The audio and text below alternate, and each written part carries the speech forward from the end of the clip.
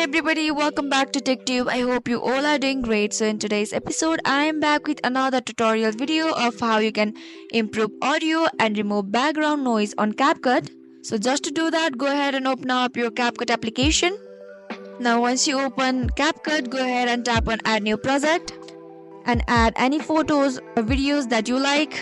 Now once you have selected any picture, what you have to do is tap on video.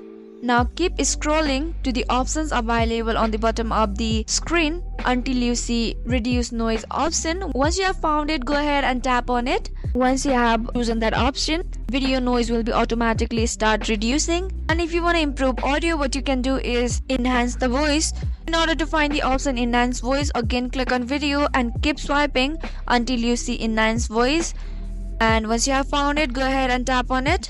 You can also use isolation voice in order to improve your video quality. Here we use isolation voice. So here you got the option either to remove the voice or remove the background. So here I just want to remove my background, so I'll just tap on it. And once you are done, you are good to go. So that's all guys. If you found the video to be helpful and informative, go ahead and subscribe to our channel and also press the notification bell for more updates.